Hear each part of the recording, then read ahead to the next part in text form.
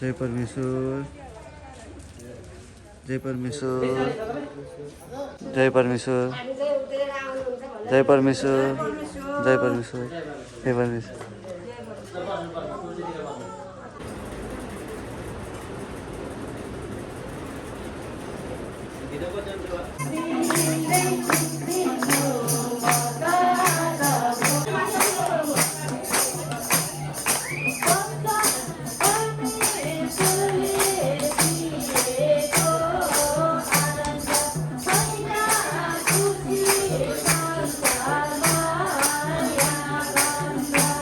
पिता परमेश्वरको भरिपूर्ण आशिष र मङ्गलमाया हार्दिक मङ्गलमाया शुभकामना छ।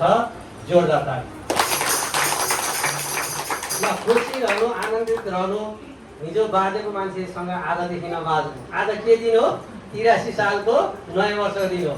हिजोको मन दुखाएको मान्छेलाई अबदेखि नदुखाउनु, त्यो दुखेको मनमा पनि मलमपट्टि लगाउनु। बुझ्नु कि बुझ्नु होइन? हिजो कसैलाई रोइएको थियो, हिजोको जानी नजाने परमेश्वरको सन्तान भएर वचन बोल्नु भएको थियो। हिजो चैतको 30 गतेसम्म सोमबारसम्म भने आज 1 गतेबाट यही समय घडी पवित्र स्थानमा छोडिया र तपाईँले यति कुराहरू नराम्रो बानी घमण्ड त्याग्नु भयो भने परमेश्वरले तपाईँलाई आजको दिनबाट तपाईँको कुनै पनि शरीरमा दुःख पनि हुन दिँदैन, शोक पनि उठ्न दिँदैन, रोग पनि उठ्न दिँदैन। धन सम्पत्ति र उन्नतिले भरि पुनः बनाउँछ तपाईँहरूलाई, तपाईँको घर परिवार है। मनबाट चाहिँ नराम्रो खराबी चाहिँ आज अलिअलि बाँकी थियो होला भन्ने सन्दर्भमा थियो भन्दिनँ, है थियो भने पनि आजको दिनबाट छैन। छ त? सधैँ छैन। नराम्रो बोल्दै नबोल्ने, एकअर्कामा के गर्ने, घर परिवारमा एकदमै मेलमिलाप गर्ने। आज नयाँ वर्षको यो चाहिँ एकदमै उमङ्ग सँगसँगै अगाडि जहिले पनि खुसी भएर अगाडि बढ्यो। सर्दीहरू जाँड रक्सी खाने छ, सुर्ती खान्छ, चुरोट खानुहुन्छ, तास खेल्नुहुन्छ भने पनि तपाईँले तास खेल्न छोड्नु, सुर्ती खान छोड्नु, रक्सी खान छोड्नु भन्ने होइन।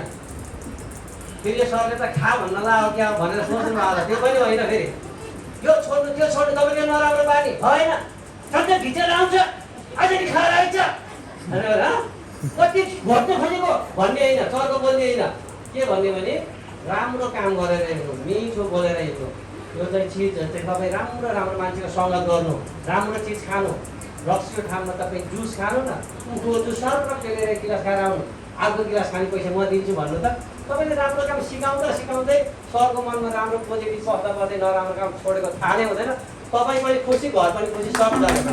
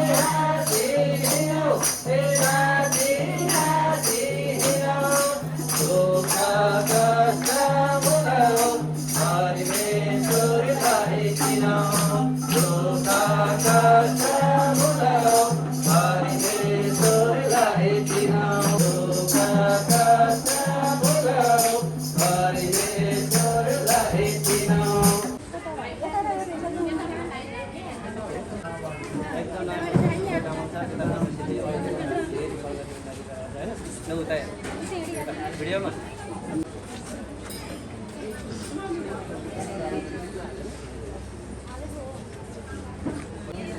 नयाँ वर्षको शुभकामना अभिनन्दन प्रगति